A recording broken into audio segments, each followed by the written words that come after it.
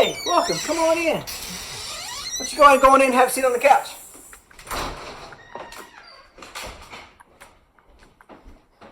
Hey, I'm so glad you got to come hang out with me today. I'm going to grab some coffee. Would you like some water?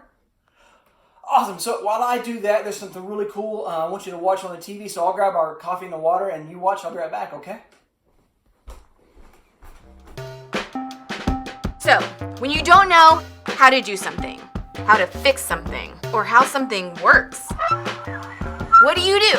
Ask a teacher? Ask your parents? Ask your friends? Ask someone you really know and trust? No! You go to the internet and ask some randos. But I'm not talking about creeps here, I hope. No, I mean the people of the internet! You know, those people who make how-to videos. Because chances are, if you're trying to figure out something, someone on the internet has already figured it out for you. Things like, how do I unsend a text? No. How do I do a winged eyeliner? How do I get rid of the zit by Friday night? How do I get out of gym class? How do I screen cap Snapchat without getting caught? They'll never know. But then there are things in life that don't have an easy fix, that don't have a simple solution, that don't have a how-to video. Things like what to do when you have problems with family, or when it seems like you have no control in your life, or what to do when someone has done something to you. I mean, clearly, they gotta go. The truth is, there's a lot of life that doesn't have a solution you can just find online. So how do you know what to do when you don't know what to do?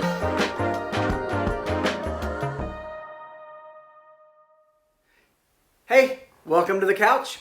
So how many of you overuse emojis when you text? I get it. We all have that friend who somehow feels like no text is complete without 6 emojis. Or maybe they moved on to GIFs and now they only send you 2-second clips of Beyonce instead of really communicating. And when it comes to text, I get it. Too much is too much, but at the same time, I've got to be honest. Emojis and GIFs have really helped me out a bunch of times. And kind of here's what I mean. One of the things I love to use is the laughing tear face. I use it all the time if you know me. But I also like to mix it up and send the Bitmoji because I don't want my friends to go too long without seeing this pretty mug. And when my friends and I are sending out each other dumb gifts, or there's a lot of laughing tear faces that are sent in response. They're also sent out when I have no idea what else to say. Anybody else do that? What about the thumbs up emoji? Hey, I'm headed your way. Thumbs up. How you doing? Thumbs up. Trapped in my house with my parents. Thumbs up. What about the sad face with a tear streaming down? Whether I'm sad about something that's real heavy or just discovered I'm just bummed because my wife put me on a diet and I can't have DP anymore. So yeah, that's where I use that one a lot. Pause the video here and share what your favorite emoji is to use and why. So the beauty of emojis is they help us talk about how we feel without having to use words. There are a few emojis that I don't use very often, but when I do, man, they say a lot. And these set the stage for what we're talking about today. It's these emojis. It's the face with the open mouth, the face with an open mouth and an eyes raised eyebrows. Yeah, we don't use those a lot, but we've all had those situations where we're like, I have no words for this. We're shocked. I like the first one the best, the face with the open mouth, because it represents those moments when you simply don't have the words to say. It's when we hear about something or something happens that we just can't make sense of. I'd venture to say that most of the time, these shock emojis are sent along with a text that reports something happening that was shocking in a bad way, that's something that catches us off guard and just hits us out of nowhere. That, my friends, is what we're talking about today. Have you ever experienced anything in your life like that? Something that simply rocked your world, caught you off guard, made you feel like life was uncertain, or just caused a lot of hurt? Maybe you felt this way when you got the news that your parents were splitting up, even though you had no idea things were bad. Maybe a parent was supposed to come pick you up or call, and when the time came, you didn't see or hear from them. Maybe a friend had something mean to say about you, and he or she accidentally sent that text to you, and you immediately knew that they meant to send it to someone else. Maybe you felt this way when your mom or dad told you and your family you were going to have to move because of a job change.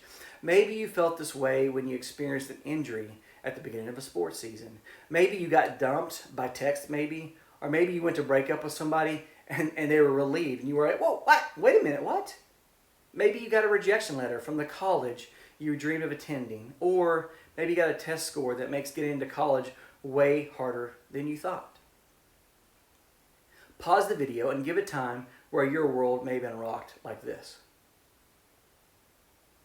Unfortunately, this list could go on for a long time with examples of times when your world got rocked by some shocking news or circumstance. If you haven't experienced it yet, there will be a time in your life when this happens.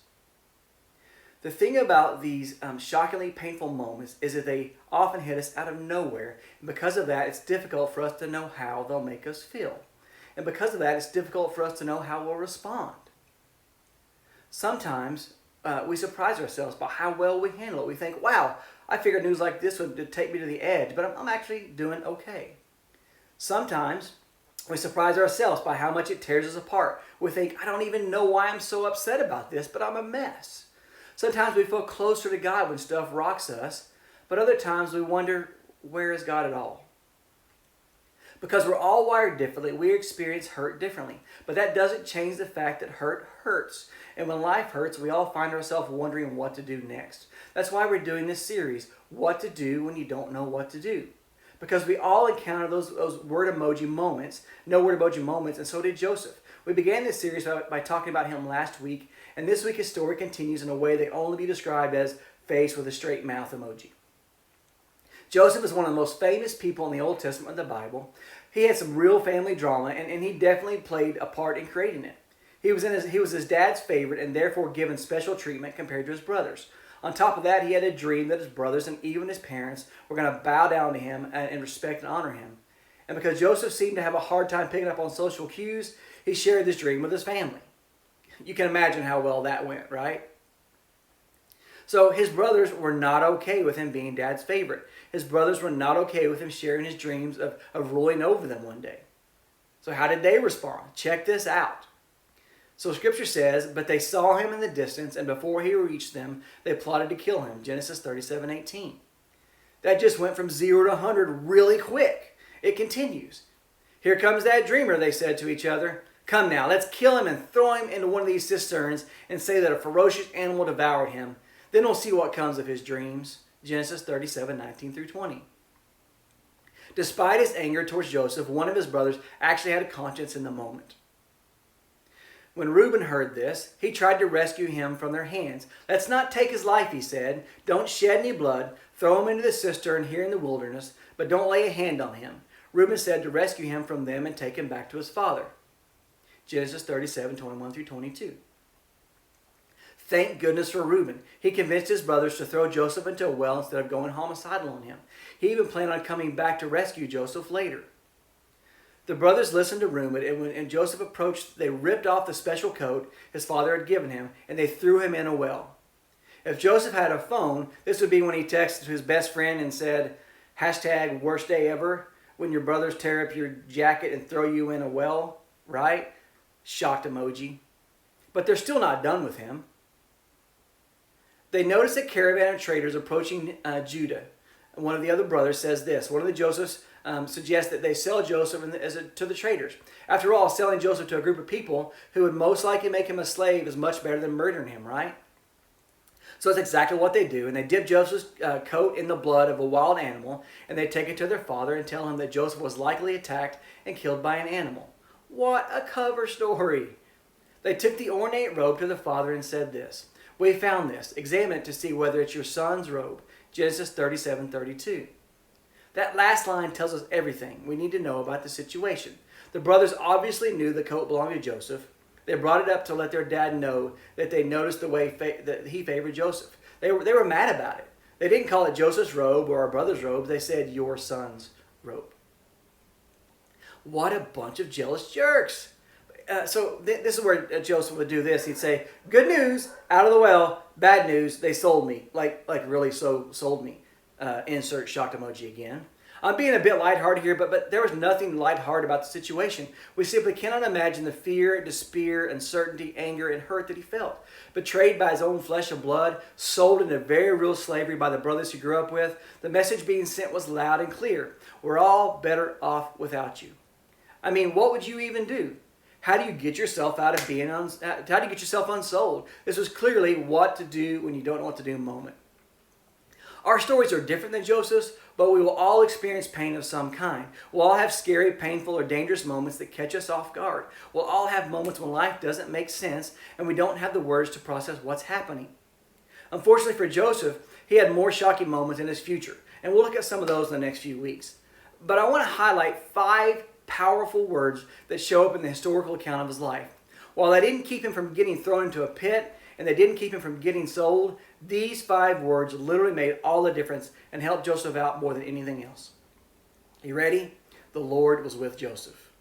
Joseph didn't have a lot going on, hi Noel, for him in the pit, and even less afterwards. But when Joseph was in despair and wondering how life would turn out, he could rely on a single truth. God was with him.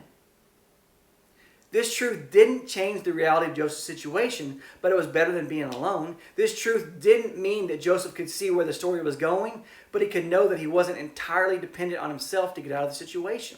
This truth didn't mean that Joseph could easily deal with the things that happened to him. It didn't mean that he had the reason or explanation for the pain in his life, but he didn't have to figure it out all by himself. And the same is true for you. When there's nothing you can do, God is with you. When life hands you shocking news and you don't know what to do, God is with you. Truthfully, we hear that all the time, right? So often that the words lose their meaning and we don't feel them. But think about it for a second. God is with you, not in some abstract way, but He's literally present near you, next to you when you feel alone. When you and I can truly understand and embrace this truth, it changes everything. Our circumstances may not change. After all, Joseph wasn't immediately returned to his family, but it changes our perspective on the situation. And maybe more than anything, it gives us hope that we can keep going even when it feels like we can't. Knowing that God is with us may not change our circumstances, but it might just change us. It might just give us enough hope to keep going even in the midst of our hopeless circumstances. It's easy to give into the hurt we've experienced. It's easy to let fear overwhelm us and our anger consume us. We have a lot of reasons to let difficult and sometimes unfair situations get the last word. But when we know that God is with us, the uncertainty of life doesn't get the last word. God does. But what does that look like for us?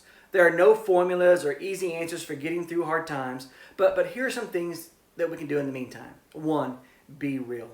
Feel your feelings. Not everyone will experience incredible luck in life, but everyone will go through tough times and pain. All throughout the Bible, people went through difficulties, and there are many accounts of them being real and honest with God about their struggles. There are no cliches to make the hard times go away, and our job isn't just suck it up and act like everything's okay. But if we believe that God is with us, then we should know that God is more than okay with our honest questions, doubts, and fears.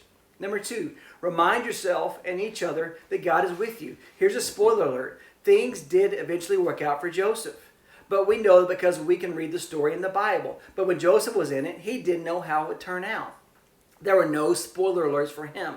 All he could do was face another day, wondering how things would turn out. But he held on to one thing, that God is with him. In moments when life is toughest, that's when this reminder is most important. God is with you, and your story isn't over yet. Our life will be full of moments when we don't know what to do about our pain. And as you head out, I want you to know that that's exactly what small groups are for. So we'll want to insert a shocked emoji face a lot of times in our moments that nobody wants to be alone. And it's important to know that when you don't know what to do, God is with you. And so are we. So is your small group. And it'll give you hope when you think things are hopeless. I want to make this difficult circumstances, it won't make the difficult circumstances go away, but you'll have something to count on. You'll know that you're not alone. So you're not alone. You've got your small group. God is with you wherever you go. All right, so let's break into our small groups and let's talk about some of these circumstances. See you later.